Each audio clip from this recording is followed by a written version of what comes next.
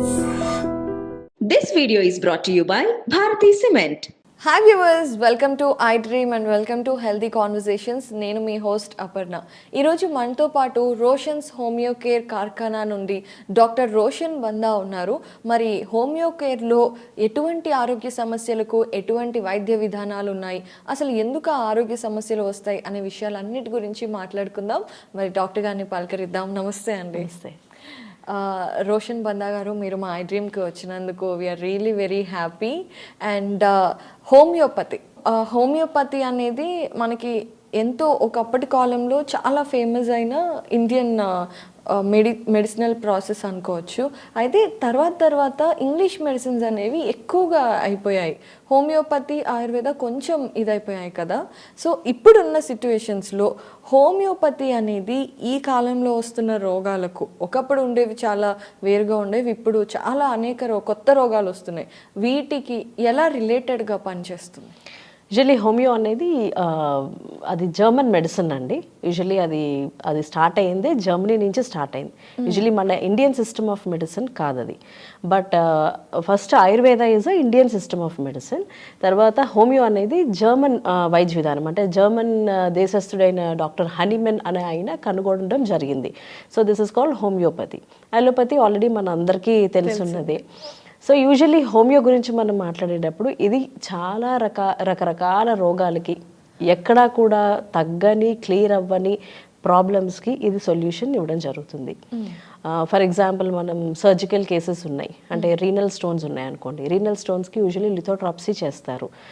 లోపలే ఏవైతే ఈ స్టోన్స్ ఫామ్ అయి ఉన్నాయో వాటిని బ్లాస్ట్ చేయడం జరుగుతుంది.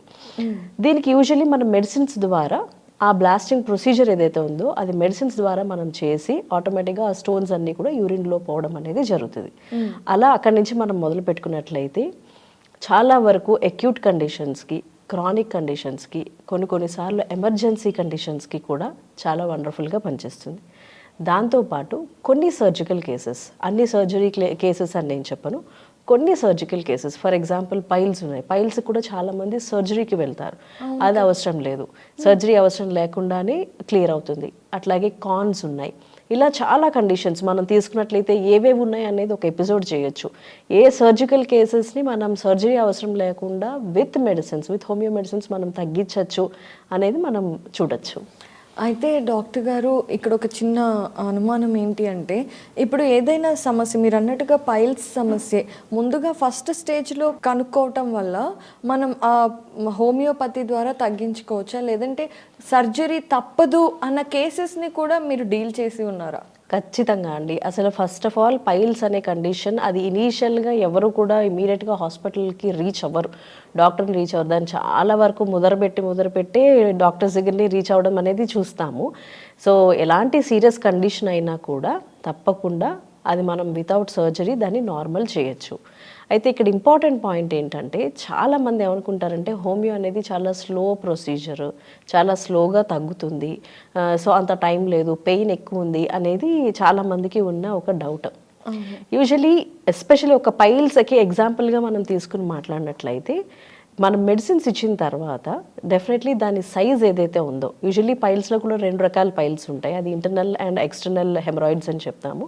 సో అది ఎక్కడున్నా సరే ఫస్ట్ పెయిన్తో పాటు సైజుని తగ్గించుకుంటూ వస్తాయి. అట్లాగే అది ఈ రోగం దేనివల్ల వస్తుంది, root cause especially mostly constipation problem ఉన్న వాళ్ళల్లో ఎక్కువ చూస్తూ ఉంటాం, సెడెంటరీ హ్యాబిట్స్ ఉన్న వాళ్ళలో ఎక్కువ చూస్తూ ఉంటాం. సో అది రూట్ కాజ్ ఏది ఉందో చూస్తూ దానికి మెడిసిన్స్ ఇచ్చుకుంటూ, అలాగే ఉన్న అప్పుడున్న ప్రస్తుత కండిషన్ని బట్టి ఇస్తూ మనం మెడిసిన్స్ ఇవ్వడం జరుగుతుంది. అలా ఇచ్చిన తర్వాత ఎటువంటి సర్జరీస్, ఎలాంటి సీరియస్ కండిషన్ అయినా కూడా అవసరం లేకుండా విత్ మెడిసిన్స్ టోటల్గా క్యూర్ అవుతుంది.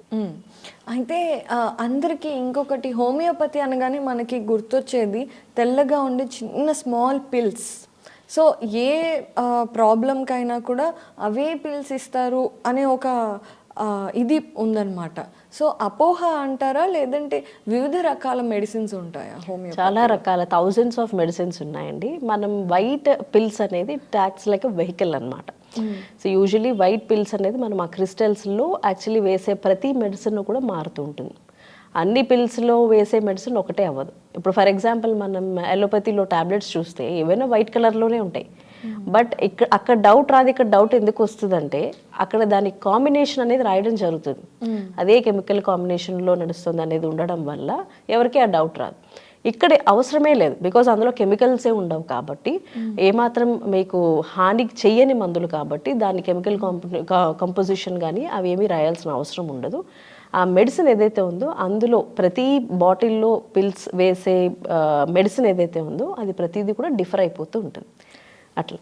ఓకే, కానీ చూడటానికి చాలా చిన్న బాల్స్ అవి, ఆ గుళికలు ఏవైతే ఉన్నాయో అంత చిన్న మోతాదులో తీసుకున్నా కూడా పెద్ద పెద్ద సమస్యల్ని హోమియోపతిలోని ఆ మందులు తగ్గిస్తాయా అని ఒక సందేహం వస్తుంది కదా. జనరల్లీ ఈ సైకలాజికల్ ఇష్యూ అండి, అంటే చాలా మందికి ఈ ప్రాబ్లం ఉంది.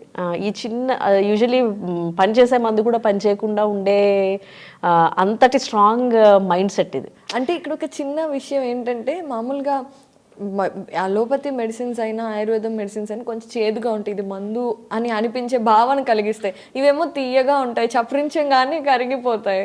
So it's like a treat. So usually పిల్లలు కూడా అందుకే చాలా ఇష్టంగా తీసుకుంటారు ఈ మెడిసిన్. పిల్లలకి వేయడం చాలా సులువు. ఇప్పుడు మీరు అదే ఒక సిరప్ పట్టించండి లేదా టాబ్లెట్ వేయండి, చాలా కష్టపడతారు. మీరు వద్దన్నా కావాలని వేసుకుంటారు ఈ pills. So it is purely a vehicle అండి, అందులో మనం వేసే మందు మారిపోతూ ఉంటుంది. ఎప్పుడైతే మందు ప్రిపరేషన్లో ఏమవుతుందంటే ఆ మెడిసిన్లో ఉండే ఫిజికల్ కెమికల్ ప్రాపర్టీస్ పూర్తిగా కోల్పోయి కేవలం మెడిసినల్ ప్రాపర్టీస్ మాత్రమే అందులో ఉంటాయి. Because we do a process called dilution. Usually మనం ఏదైనా ఒక మెడిసిన్ ఉందనుకోండి, సే ఫర్ ఎగ్జాంపుల్ తులసి ఉంది, తులసి ఆకుల్ని మనం గ్రైండ్ చేసి ఒక సొల్యూషన్ కింద చేసాం.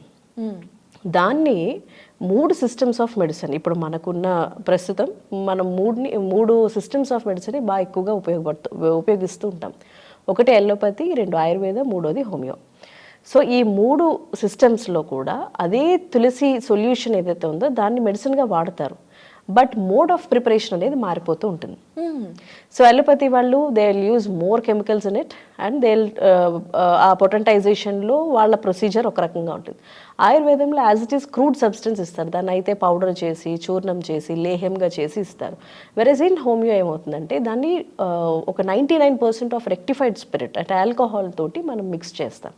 సో ఒక 1% ఆఫ్ ఆ తులసిలో ఉన్న సొల్యూషన్ తీసుకుని దాన్ని 99 parts ఆఫ్ రెక్టిఫైడ్ స్పిరిట్ తోటి మనం మిక్స్ చేయడం జరుగుతుంది. అట్లాగా డైల్యూట్ చేసుకుంటూ వెళ్తాం అనమాట. డైల్యూట్ చేసేటప్పుడు సక్కషన్స్ అని అదంతా ఒక ప్రొసీజర్.